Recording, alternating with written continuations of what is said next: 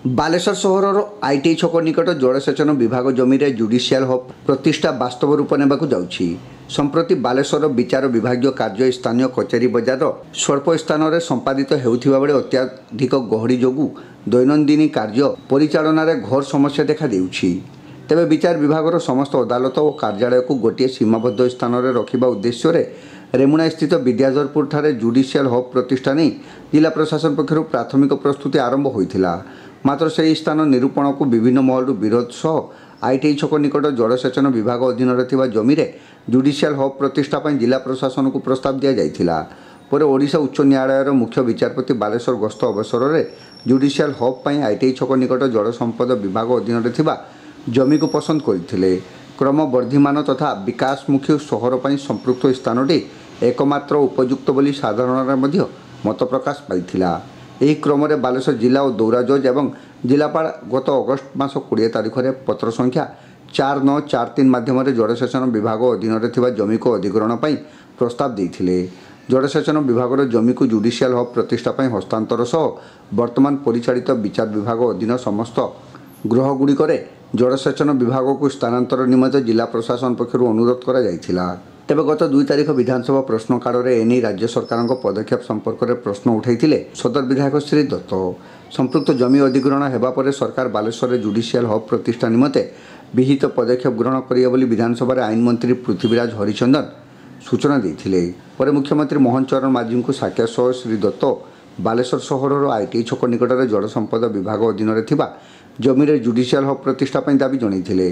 विधायक श्री दत्तों दाबी को गुरुत्व दे मुख्यमंत्री श्री माझी निर्देश क्रमे सरकारी स्तर में तत्परता प्रकाश सह अंतविभागीय प्रतिबंधक दूर सह आईटी छक निकट में जलसेचन विभाग जमी जुडिशियल हब प्रतिष्ठा निष्पत्ति नि जनसाधारण आवेग को दृष्टि रखी बालेश्वर जुडिशियल हब प्रतिष्ठा सरकार त्वरित पदक्षेप विधायक श्री दत्त मुख्यमंत्री मोहन चरण माझी को कृतज्ञता जणाइछन्ति। या सहित आईन मंत्री पृथ्वीराज हरिचंदन को उद्यम बालेश्वरवासी पक्षर विधायक श्री दत्त धन्यवाद ज्ञापन कर सांबादिक सम्मेलन में बालेश्वर बार एसोसिएशन कर्मकर्ता और वरिष्ठ आईनजीवी सहित दलर वरिष्ठ कर्मकर्ता माने उपस्थित रही। बालेश्वर गोटे खुशीर खबर ओडिशा सरकार बालेश्वरवासी जो लंबा समय दाबी थिला नूतन जुडिशियल हब निर्माण करने ताकू मंजूर देइचंती। 100 दिन पूर्व बालेश्वर को गोटे बड़ उपहार देइचंती ओडिशा सरकार।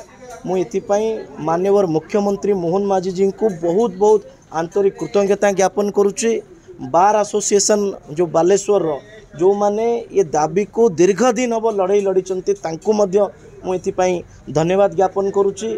बालेश्वर जो जनगहली अंचल जदि कचेरी रे थिबा कोर्ट गुड़िक फकीरमोहन गोलाई रे थिबा कोर्ट गुड़िक इरिगेशन डिपार्टमेंट ऑफिस पाखक आईटीआई पाखक उठी जाए ताले बालेश्वर ट्रैफिक समस्या बा जनगहली समस्या भी दूरभीत हम। तेणु आगामी 50 वर्ष बालेश्वर को एक विकसित बालेश्वर निर्माण करने ये जो प्रथम सोपान आम चढ़ीचे प्रथम पाहाच जो माननीय मुख्यमंत्री आमको चढ़ाई जो सहयोग कर आम तरफ बालेश्वरवासी तरफ बहुत बहुत शुभेच्छा अभिनंदन ज्ञापन कर। देखो जुडिशियल हब निर्माण करने आईटीआई छकरे जो इरिगेशन ऑफिस अच्छी जलसेचन विभाग से लैंड टी दिया जाइए। विशेष करके यार किछि दिन भितर लॉ डिपार्टमेंट और वाटर रिसोर्सेज डिपार्टमेंट भितर एमओयू निर्देश आस जाइए तार चिट्ठी आपको कॉपी दि जाइए। मुझे विषय में विधानसभा में प्रश्न उठाई बालेश्वर जिलापाल प्रपोजल देते chief justice of high court honourable high court सी ए विषय में तत्परता देखते। मुझे केवल धन्यवाद दूँ कि बहुत कम समय भितर लंबा दिनर दाबी को बालेश्वरवासी को गोटे उपहार स्वरूप ओडिशार माननीय मुख्यमंत्री प्रदान करथिबारु तांको बहुत बहुत कृतज्ञता ज्ञापन। एटा समस्त आम जाचु आपण मैंने जानते एटा जल संपद विभाग संपत्ति थिला तांको ना रेकर्ड थिला एवं जेतेबेले कलेक्टर प्रस्ताव देले जे जल संपद विभाग या रेलिंक्विश करू आम एटा जुडिशियल हब लॉ डिपार्टमेंट दबा जल संपद विभाग ताको प्रथम रिजेक्ट कर देथिले।